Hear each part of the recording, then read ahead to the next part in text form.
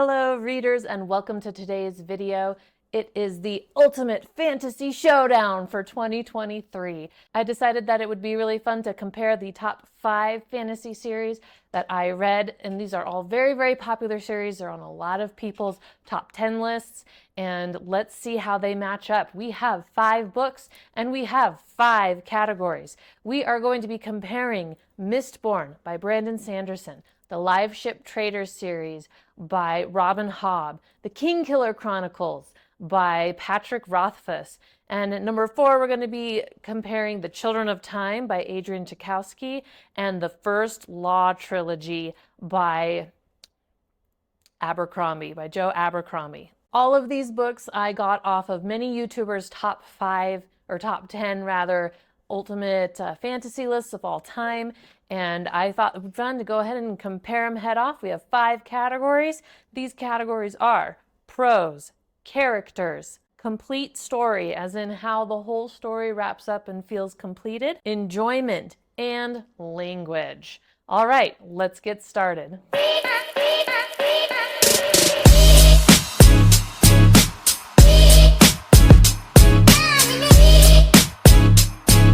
All right, so I have gone and given every single book a score from 0 to 10 in each of these different categories.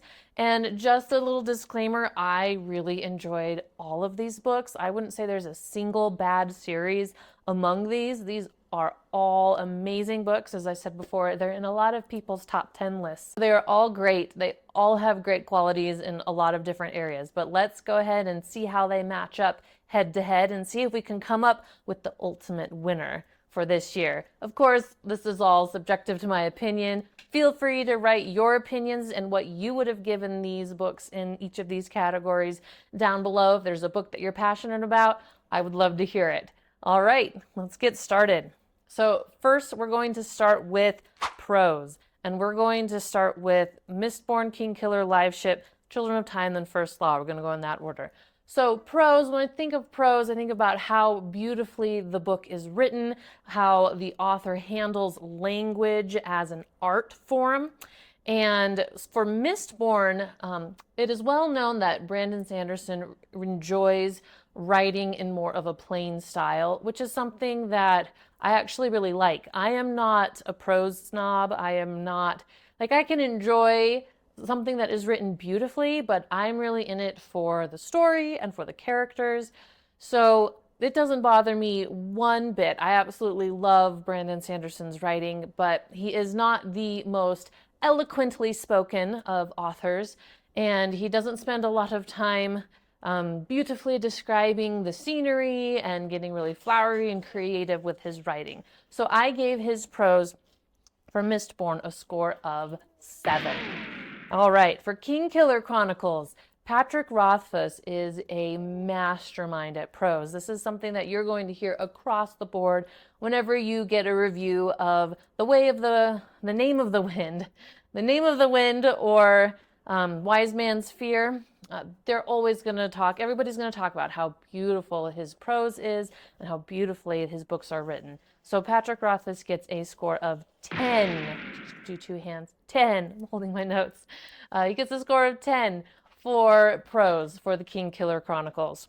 All right, Live Ship Traders. Live Ship Traders, Robin Hobb is often quoted as the queen of fantasy, and her prose, I gave it a score of 7.5. I didn't think it was overly flowery or overly detailed, and I didn't think it was plain. I really enjoyed her prose. I really liked the way she wrote, so I gave it a nice 7.5. So Children of Time, so Tchaikovsky, I thought that this one was a little bit more difficult because we skipped around so much with the whole tone of the way he wrote the spider chapters versus the way he writes the human chapters is very different. I gave the overall a score of 6. I thought it was just a little bit less than, especially like Robin Hobb. The way that he describes the spiders and their technology is really fascinating. He can get a little bit technical, but not so technical that it's hard to understand. So, but the way that he writes the human chapters, I thought was just a little bit, I don't know, crude, crass, maybe. Just not quite up to par with some of the other writers. So I gave the whole series a score of 6. And then First Law. This one is an interesting one because a lot of these are fantasy, right? We have 3 fantasy series, we have 1 sci-fi, and First Law is also fantasy, but it's grimdark, and this is the only grimdark series on the list. So for those of you who don't know, grimdark is a little bit more, well, a lot more. It focuses on being very realistic. We have a lot of not black and white characters. We have a lot of gray characters.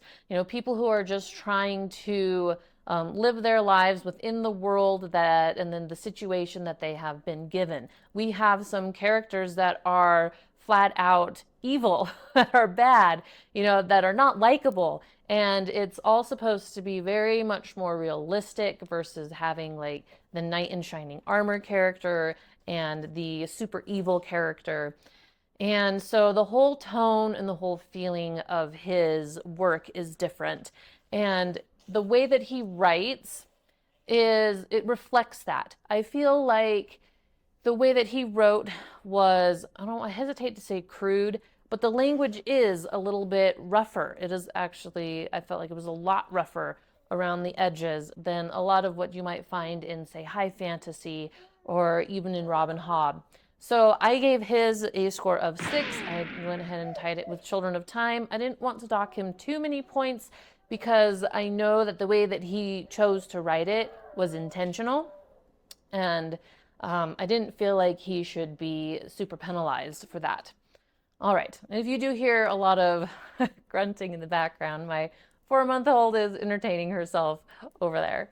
So we're going to go ahead and move on to characters. I love a good story about characters. So Mistborn, I give the character development a score of 7 on this one. I really enjoy Vin, and you really get to see inside of her mind. I also really enjoy the crew. Kelsier is an amazing character, and you even get to see a little bit into the mind of the Lord Ruler as well through, I guess I won't say the next part because that might be spoilery. But you do get to see into a lot of people's minds, even though the viewpoint is mostly from Vin, so first person Vin. But I really liked the way that he brings you into the other characters and develops them, and you get a sense of the whole camaraderie with the crew. And so I really liked the way he wrote his character. So he gets a 7. Kingkiller Chronicles. So Kingkiller Chronicles, I gave him, he's very close to Brandon Sanderson. This is also a first-person point of view book. It's written from entirely the perspective of Kvothe, and I gave him a 6.5. Now, I gave him a 6.5, just a little bit lower than Mistborn, because I felt like, and maybe this was done intentionally, I think everything that Rothfuss does is probably intentional, but Kvothe is a very self-centered character. And so I feel like we get a little bit less into the other characters, besides some like the ones that really, really make you angry, like Ambrose. And so developing like he has really interesting characters, don't get me wrong. He has really interesting characters, and he's got some short stories that really expands on some of those other characters, which are great. But within the Kingkiller Chronicles, I felt like we're just so focused on Kvothe that the other characters don't really have like their time in the limelight per se. And I think that's just reflecting of the type of story that it is and the main character that we're following and the personality that the main character has. So the next one is Live Ship Traders. Okay, so Live Ship Traders, the characters, they get a perfect score of 10. Robin Hobb is an amazing character writer. Every single character that you have that has a POV is just so, their development is so deep, and their journeys that they go on, and the character development and their growth and their struggles and their trials and their feelings and their emotions are so good. The Live Ship Traders trilogy is a slower burn. There's not as much action, but it is very character driven. And I definitely love a good character book. All right. So, next one, Children of Time. Um, yes, Children of Time. I gave the characters of Children of Time, I gave it a 5.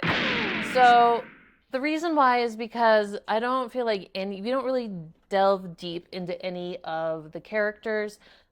We're only following the humans stay the same throughout the whole, at least the whole first book. Then they're all different in the next, in the subsequent books. So you don't follow the same cast of characters over the whole trilogy. They keep changing over. And also the spiders keep changing from generation to generation. So you kind of follow like their lineage through like the millennia. But he doesn't really get into the nitty gritty of each individual character, what makes them tick. This book is a lot less about characters and definitely a lot more about the sci-fi realm and the plot. It's much more plot driven than the other books. Okay, so First Law by Abercrombie. This one also gets a 10 for character development. This was one of the most fascinating trilogies that I read this year. I was just blown away by Abercrombie's character development, what he manages to do with these really dislikable characters that actually gets you rooting for them and you're like really hoping that something they're going to succeed, right? You're like, wait a second, do I really want them to succeed? Because I'm not sure if what they're doing is right, and but some of them are just trying to do the best they can, and I mean, some of them they're really all just surviving in this world and dealing with the role that they have been handed, and the way that he narrates each of these chapters, you just really get inside each character's head and you know them so well. I've heard Mike over on Mike's Book Reviews talk about how this is one of the only books that he can read where if you just give him like a sentence from that book, he can tell you whose viewpoint it is from because you get to know these characters so well. And I would definitely second that. The character development and the uniqueness to each character and the way they think is just that good. It is next level. So I think it's a solid 10 for character development. All right, next category, complete story and how the whole, like how the resolution fits in and how all of 3 books really work together to tell a whole complete story. That's what we're going with here. All right, so complete story with Mistborn. I gave it a 9. I really liked it. I loved the ending. Sanderson is known for his amazing, crazy endings, and it does not disappoint here. I really liked all of the twists and turns that we followed, and some of the things that I thought I knew came to pass. I was like, yes, I nailed that one. And some of the things that I also thought I knew did not come to pass. I was like, oh, that was a total miss. But I really loved the way that he wrote it. I loved the twists that he put in there. I like how it ended with, and it felt complete. Definitely felt, like the story's going to move on. And as many people know, there is the Mistborn era too, but it takes place very much farther in the future. It doesn't take place right after the events in this Mistborn. But I just really liked the way he wrapped everything up. It felt complete, it felt whole, and it didn't leave me with any voids or empty feelings. So it was really good. Good job. Okay, Kingkiller Chronicles. So Patrick Rothfuss hasn't finished the Kingkiller Chronicles. And a lot of people know this is a big controversy with a lot of fans are, so we're not going to really get into that. We're just going to talk about basically that it's not finished. So I didn't quite know what to do with this here because the story's not complete. I gave it a 3. So at least I didn't give it a 0. I didn't want to talk it too much because I felt that would be a little bit unfair just to give him a flat out 0 because it wasn't completed. Because the first 2 books as a set are really nicely connected And I'm really excited to see how everything comes around and how he finishes everything. I'm excited for whenever that book does come out. I'm really hoping it still does. So he gets a 3 because it's unfinished, it's not complete, but he gets points for the first 2 books that he has being very, very strong. All right, so Live Ship Traders. Live Ship Traders, I give the complete story an 8.5. And the reason why this one is a little bit lower is because I disagreed with the ways that she wrapped up a couple of the threads. She's got a lot of threads and storylines moving in throughout the book. And there's a couple of those threads that either felt, they felt maybe just a little bit too perfect. There's some conflict resolution that goes on in there that doesn't feel quite right. And a lot of people, if you've already read the book, you probably know exactly which storyline I'm talking about. It's pretty big.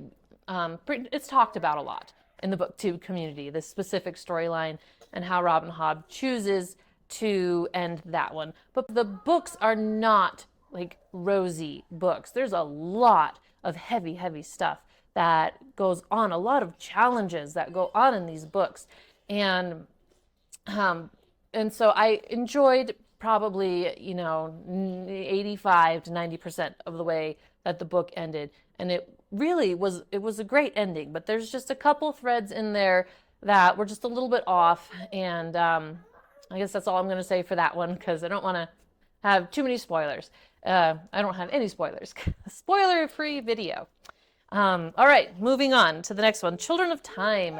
I give the complete story in this one a 6.5. The reason why is because across the 3 books, the story is, I guess you could say it's disjointed. This does not tell like one continuous story. It's more like 3 individual stories that take place one right after another. So like the first book is wrapped up and the second book is wrapped up and then the third book is wrapped up, and civilization is evolving each time. And so it just was a little bit, so I don't want to, it was a little bit disjointed in that way. And whereas the other books are all telling one single story throughout the whole trilogy, this one's telling the 3 separate stories. And I feel like they kind of the stories get weaker and weaker as you go. Like the first book definitely has the best story. And then the second book, I enjoyed the second book.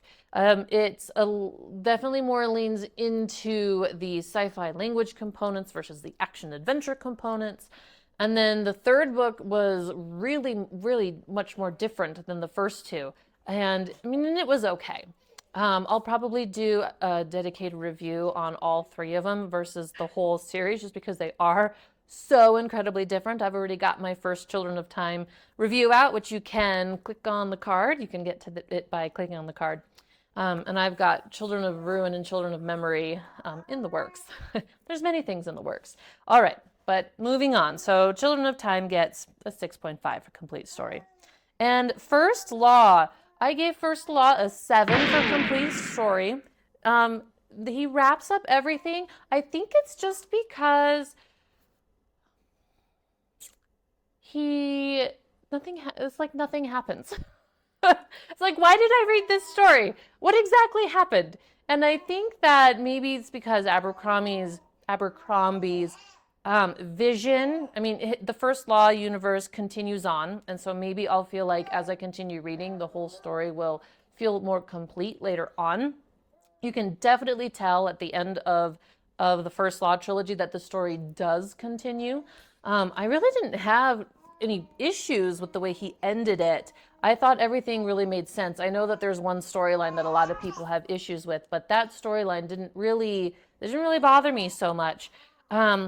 Because everyone was true to character, and it felt right to me the way he ended it. But it wasn't complete. It moves on. And when you look back at the whole story, it's almost like, what did I just read? Like, why did we go through this whole journey? What happened here? Like, nothing.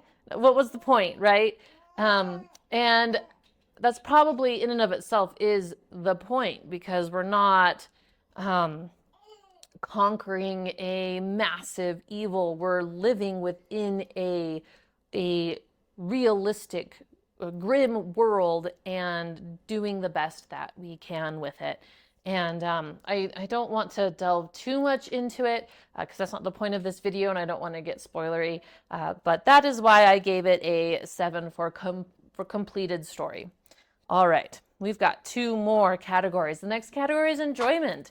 So this one is probably the most subjective category out of all of them because it's just how much I enjoyed reading the books. So this one can go pretty fast. So Mistborn, I gave a 9.5. I so enjoyed Mistborn.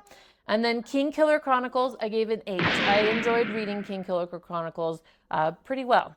And also Live Ship, I gave an 8 to Live Ship as well. I enjoyed reading Live Ship a lot. All right, Children of Time, I gave a 6.5 because while I really liked the story, as you know from my Children of Time review, the language was it really grated on me every time I got back to the human chapters. So my enjoyment level for that one was a lot lower. And then First Law, okay, this one, it's grimdark, right? The language is, or the prose is written like not as beautifully. We talked about how that was probably on purpose. It's a little bit cruder and rougher around the edges. And the language is also, this might be a spoiler for like the next category, but the language is not good. And I know that's done on purpose because it is supposed to be more ultra realistic. It's grim dark. The language is really just not good. So, and anytime I have a book series that has a lot of language in it, my enjoyment factor just drops. However, I didn't skip anything. I finished the whole series because it was just that interesting and it was just that fascinating. So my enjoyment factor for First Law is a 5. All right, now language. All right, Mistborn. Brandon Sanderson has very little language in his books, which jives with me very well. So he has a few minor curse words sprinkled throughout, so he gets a 9.5. He had to lose a half a point for the minor curse words, but they're pretty minor and they're few and far between. So 9.5 for Mistborn. Kingkiller Chronicles, the language in Kingkiller Chronicles is actually pretty good, especially for adult fantasy. And so it got an 8. It's got, a couple F words here and there throughout the 2 books. It wasn't anything overwhelming. It was just a couple here and there. So, and also likewise, Live Ship Traders also gets an 8 for its language. It's pretty good. If you only have like 4 or 5 F words throughout 3 books and each book is over 800 pages long, that's really, really good in my book. Then Children of Time for language, I gave it a 5 in my review. For some reason, I bumped it up to a 6.5. Oh, I know why. Because we're talking about the whole trilogy. So the whole trilogy, it gets a 6.5. Because there's, like, the first book has a lot, but the second and third book have almost none. So it gets a higher score. For the second and third book, they are bringing it up, but I didn't feel like I could bump it up too high because the first one just really irked me. And then First Law, you've probably seen this one coming. I had to give it a 30. This is the lowest rating I've given for any language for any book, and I'm sorry, but there is a lot of language in First Law. So if anyone has been wanting to tamper with grimdark, this is often set as or promoted as like, if you want to get into grimdark, like read Abercrombie's First Law. It's a really good introduction into grimdark, and that's what I did. But you should probably be aware, and this is probably something very consistent throughout the genre, but I can't testify to that because I've only read First Law, that the language is really, really not good. So it gets a 3. So now we're going to add up all the categories and declare our winner. All right, so Mistborn comes in with 41.5 points. Kingkiller comes in with 34.5 points. Live Ship Traders comes in with 42 points. Children of Time comes in with 31 points and ties with First Law at 31 points for different reasons.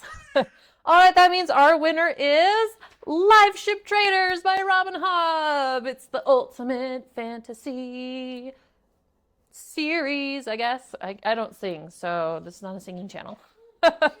So, well, that's our winner for this year, for 2023. I would love to do this video again for the big fantasy series that I read next year. I know next year we're going to have Greenbone Saga and Red Rising on it, and I haven't decided what my other three big ones. Oh, it's probably going to be Stormlight, because I've started reading Stormlight. And then there's going to be two more. So if you really enjoyed this video, you'd like to see me do it again next year, at the end of next year, let me know in the comments below.